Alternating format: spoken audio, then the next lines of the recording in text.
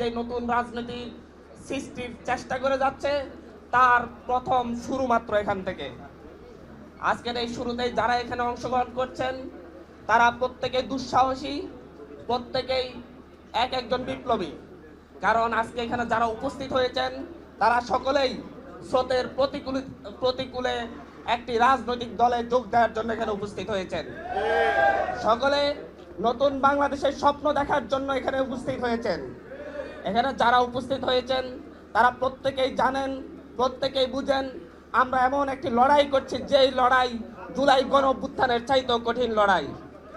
আমাদের এই লড়াই জুলাইয়ের মধ্য দিয়ে শুরু হয়েছে মাত্র। জুলাইয়ে আমরা স্বপ্ন দেখেছিলাম এই বাংলাদেশকে নতুনভাবে পুনর্গঠন করা হবে। আমরা স্বপ্ন দেখেছিলাম এই বাংলাদেশের সকল ইস্টাবলিশমেন্ট, পচে গলে যাওয়া রাজনৈতিক ব্যবস্থা, পচে গলে যাওয়া প্রশাসনিক ব্যবস্থা, পচে গলে যাওয়া আইনি কাঠামো সবগুলোকে ভেঙে চুরে আমরা নতুনভাবে গড়ে তুলব। আমরা সেই স্বপ্ন দেখেছিলাম, এদেশের মানুষও স্বপ্ন দেখেছিল এদেশের আপামর জনতা। কিন্তু 5ই আগস্টের পর থেকে আমাদের স্বপ্ন ভঙ্গ হওয়া শুরু করেছে। আমরা দেখেছি পূর্ণ রাজনৈতিক ব্যবস্থা, পূর্ণ প্রশাসনিক ব্যবস্থা, পূর্ণ আইনি কাঠামো, পূর্ণ পররাষ্ট্রনীতি, পূর্ণ বাণিজ্য নীতি প্রতিষ্ঠা করে রাখার জন্য এদেশের একদল সুবিধাভোগী তারা চেষ্টা চালিয়ে যাচ্ছে। আমরা দেখছি যখন আমাদের দেশের যে সংস্কারের কথা বলা হচ্ছে, সংস্কারের উদ্যোগ নেওয়া হচ্ছে, আমাদের মিলিটারিকে শক্তিশালী করার উদ্যোগ নেওয়া হচ্ছে, সার্বভৌমত্বকে শক্তিশালী করার উদ্যোগ নেওয়া হচ্ছে, সার্বভৌমত্বের জন্য যেই সেনাবাহিনী, যেই সশস্ত্র বাহিনী ভূমিকা রাখবে তাদেরকে শক্তিশালী করার জন্য উদ্যোগ নেওয়া হচ্ছে, তখন দেখা যাচ্ছে একটি গোষ্ঠী তার বিরুদ্ধে নেমেছে। আমরা দেখছি দীর্ঘ সময় ধরে ভারত থেকেই তাদের পূর্ণ অস্ত্র, জীর্ণ শীর্ণ অস্ত্র বাংলাদেশ বিলিয়ন বিলিয়ন ডলার দিয়ে কিনে নিয়ে এসেছে। আমরা দেখেছি শেখ হাসিনার আমলে এই বাংলাদেশ যে ভারত আমাদেরকে বারবার চোখ রাঙানি দিচ্ছে, আমাদের দেশকে হুমকির মুখে ফেলার জন্য চোখ রাঙানি দিচ্ছে, সেই ভারত থেকে অস্ত্র কেনা হয়েছে, সেই ভারত থেকে আমাদের সশস্ত্র বাহিনীকে প্রশিক্ষণ নিতে বাধ্য করা হয়েছে। এমনকি তাদের পূর্ণ ট্যাঙ্ক, পূর্ণ তাদের হেলিকপ্টার, এগুলা বাংলাদেশের কাছে যেগুলা তারা ব্যবহার করতে পারছে না সেগুলা বাংলাদেশের কাছে তারা জোরপূর্বক বিক্রি করত। আর ডক্টর মোহাম্মদ ইউনূস সরকার এসে সেই সশস্ত্র বাহিনীকে নতুনভাবে গড়ে তোলার জন্য ভারতের সাথে চুক্তি হওয়া 21 বিলিয়ন অস্ত্র কেনার উপর নিষেধাজ্ঞা দিয়েছে এবং অস্ত্র কেনার চুক্তি বাতিল করে দিয়েছে। যার নেতৃত্বে বাতিল করা হয়েছে ডক্টর খলিলুর রহমানের নেতৃত্বে, তারপর থেকে দেখা গিয়েছে একটা গোষ্ঠীর গায়ে জ্বালা পড়া শুরু হয়েছে। তারা বুঝাতে চাচ্ছে যে ভারত থেকে অস্ত্র না কিনলে বাংলাদেশের সার্বভৌমত্ব ধ্বংস হয়ে যাবে। তারা মনে করছে বাংলাদেশের মানুষ এখনো বুকার স্বর্গে বসবাস করছে। আমাদের লড়াই হলে ভারতের সাথে হবে। ভারত আমাদেরকে চোখ রাঙানি দিচ্ছে। আমরা অস্ত্র যদি ভারত থেকেই কিনি তাহলে বাংলাদেশের সশস্ত্র বাহিনী কখনো সেই লড়াইটা করতে পারবে না। আজকে রাজনৈতিক বিভিন্ন দল এবং মিলিটারি শক্তি সহ প্রত্যেকে আজ ঐক্যবদ্ধ দিল্লির সেই দাসত্ব নাকি খত দিয়ে মেনে নেওয়ার জন্যে। সাইড পাওয়ারটেক সহ দীর্ঘ সময় ধরে আমাদের সমুদ্র বন্দর দখল করে আওয়ামী এক ফ্যাসিবাদী শক্তি, যারা দীর্ঘ সময় ধরে আমাদের একমাত্র সবথেকে বেশি যেখান থেকে আমাদের মালামাল আমদানি রপ্তানি হয় যে বন্দর দিয়ে, সেই চট্টগ্রাম বন্দরের 1/4 তারা দখল করে রেখেছে।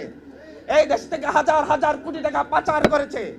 যখন আমরা বলছি আমাদের বন্দর ব্যবস্থাপনার আধুনিকতা দরকার, যখন আমরা বলছি আমাদের বন্দর ব্যবস্থাপনার জন্য আধুনিক নিয়ম নীতি দরকার, আমরা বলছি যে এমন একটি কোম্পানিকে নিয়োগ দেওয়া হোক, যখন সরকার বলছে যে এমন একটি কোম্পানির মাধ্যমে আমরা আমাদের বন্দর ব্যবস্থাপনা করব, যার ফলে বিশ্বের শ্রেষ্ঠ সমুদ্র বন্দরে রূপান্তরিত হবে আমাদের চট্টগ্রাম বন্দর। কিন্তু দেখা যাচ্ছে তারপরে তাদের গায়ে জ্বালা পড়া শুরু হয়েছে। তারা কি ভুলে গেছে সাহেব পাওয়ার টেকের ইতিহাস? তারা কি ভুলে গেছে এদেশ থেকে হাজার হাজার টাকা লুটপাটের ইতিহাস? তারা কি ভুলে গেছে যে হচ্ছে চট্টগ্রাম বন্দরের 1/4 দখল করে রাখার ইতিহাস? তারা আসলে কাদেরকে সুবিধা দিতে চাচ্ছে আমরা সেটা প্রশ্ন রেখে গেলাম। আমরা দেখছি বাংলাদেশের যেখানে সবচাইতে বেশি দুর্নীতি হয়, এনবিআর থেকে প্রতি বছর লক্ষ টাকা পাচার হয়।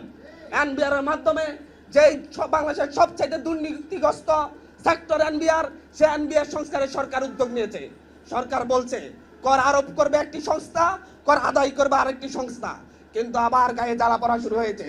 তাদের চিন্তা এনবিআর এর সেই চুরি, সেই টাকা পাচারের অধিকার তারা আবার আগের মতোই রাখতে চায়। তাহলে জুলাই গণ অভ্যুত্থানে শহীদ রিজভী, শহীদ রিটন সহ, শহীদ আবু সাইদ মুগ্ধ সহ তারা সকলে কেন জীবন দিল? এখানে বসা শত আহত কেন জীবন দিল? তাদের সবচাইতে বড় চিন্তা বাংলাদেশের সেই দীর্ঘস্থায়ী আমলাতন্ত্র, দুর্নীতিগ্রস্ত আমলাতন্ত্র টিকিয়ে রাখা। আপনারা দেখছেন সচিবালয়ে যে যা শুরু হয়েছে, আমাদের বাংলাদেশের মন্ত্রীরাও অপরাধ করলে জেলে যেতে হয়, মন্ত্রিত্ব চলে যায়, এমপিরা অপরাধ করলে এমপিত্ব চলে যায়, এরকম আইন আছে। কিন্তু সচিব আমলারা কোনো অপরাধ করলে, দুর্নীতি করলে, অন্যায় করলে তাদের চাকরি যায় না, তাদের শুধু বদলি হয়। সরকার যখন তাদের এই দুর্নীতির বিরুদ্ধে কঠিন অবস্থান নেওয়ার ক্ষেত্রে সরকার যখন উদ্যোগ নিচ্ছে যে যেই আমলারা বাংলাদেশের বিরুদ্ধে অবস্থান নিবে, দুর্নীতির পক্ষে অবস্থান নিবে এবং দেশের প্রশাসনিক কাঠামোর বিরুদ্ধে অবস্থান নিবে, তাদেরকে সরকার প্রমাণিত হলে চাকরিচ্যুত করতে পারবে, তখন তারা বলছে এটা নাকি কালো আইন। তারা আসলে দুর্নীতি করার অধিকার চাচ্ছে, দুর্নীতি করার স্বাধীনতা চাচ্ছে। আমি জাস্ট এই উদাহরণগুলো দিলাম এই কথা বলার জন্য। আসলে বাংলাদেশের প্রত্যেকটা জায়গায় পূর্ণ সেই বন্দোবস্ত, ফ্যাসিবাদী বন্দোবস্ত টিকিয়ে রাখার জন্য গণতন্ত্রের মুখোশ পরা রাজনৈতিক দলগুলো অবস্থান নিচ্ছে।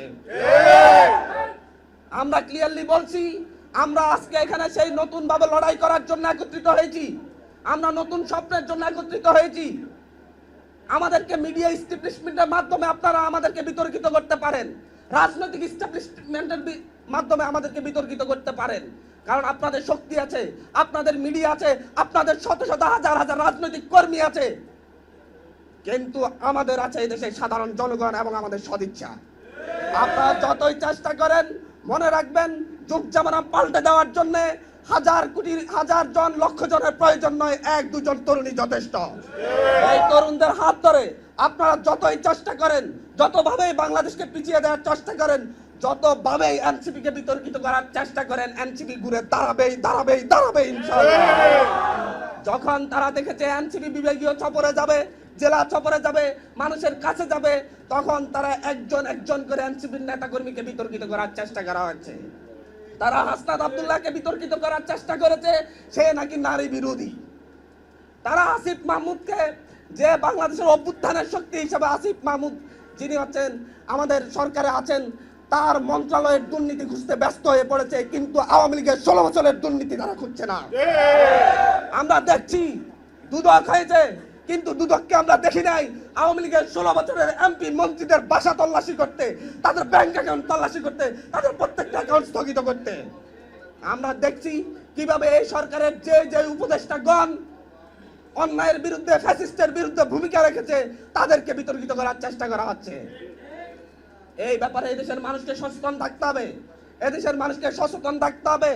যেভাবে আমাদের অভ্যুত্থানের নেতৃবৃন্দ, সেই নাহিদ ইসলাম থেকে শুরু করে যারাই আমাদের অভ্যুত্থানের নেতৃত্ব দিয়েছে, তাদেরকে বিতর্কিত করার জন্য মিডিয়া যে রকম ব্যবহৃত হচ্ছে, তার বিরুদ্ধে আমাদেরকে সজাগ থাকতে হবে। আপনাদের জানার কথা নাহিদ ইসলামের পিএস কোথায় কার জন্য সুপারিশ করেছিল চাকরির জন্য, সেটা মিডিয়াতে পোলাও করে প্রচার হয়, কিন্তু অমুক নেতা তমুক নেতা তারা যে সুপারিশ করেছে সেটা কোনো প্রচার হয় না। আমরা মিডিয়াতে দেখেছি আসিফ মাহমুদ তার মন্ত্রণালয়ে কারা কারা দুর্নীতি করেছে, মানুষের কাছ থেকে অভিযোগ গ্রহণ করেছেন। এলজিডি মন্ত্রণালয়, বড় মন্ত্রণালয়, সেখানে কি পরিমাণ দুর্নীতি হয়েছে সেই ব্যাপারে মানুষজন গত 16 বছরে অভিযোগ দিয়েছেন। সেখানে আসিফ মাহমুদের ছবি পাশে বসিয়ে সবচাইতে বেশি দুর্নীতিগ্রস্ত মন্ত্রণালয় এলজিডি মন্ত্রণালয়, মনে হয় যেন আসিফ মাহমুদ দুর্নীতি করেছে।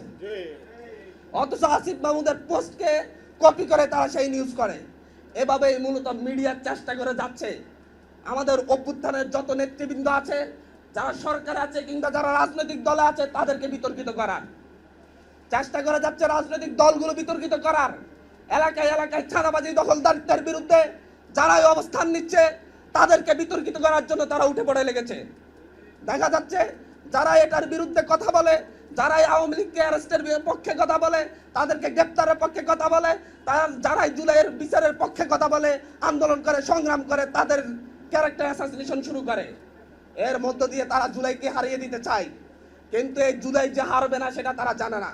তারা ভুলে গিয়েছে 47 আমরা ব্রিটিশদের থেকে মুক্তি নিয়েছি, 71 আমরা পাকিস্তানি ব্রিটিশদের কাছে, 47 ব্রিটিশদের কাছ থেকে আমরা মুক্তি পেয়েছি, ব্রিটিশদের কাছে আর আমরা ফিরে যাই নাই।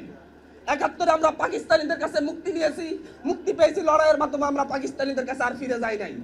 24 এসে আমরা ভারতের বিরুদ্ধে লড়াই করে আমরা মুক্তি পেয়েছি, আমরা সেই ভারতের কাছে আর ফিরে যাব না। যারা এখনো দুঃস্বপ্ন দেখছে এই দেশের মানুষ আবার ভারতের সেই দাসত্বে আবদ্ধ হবে, তারা সেই দুঃস্বপ্ন বলছি আপনারা এই দুঃস্বপ্ন আর দেখবেন না। এই তরুণ প্রজন্ম সেই দুঃস্বপ্নকে আপনাদেরকে প্রতিহত করে সেই দুঃস্বপ্ন আর দেখার সুযোগ দিবে না। লড়াই চলছে, লড়াই চলবে।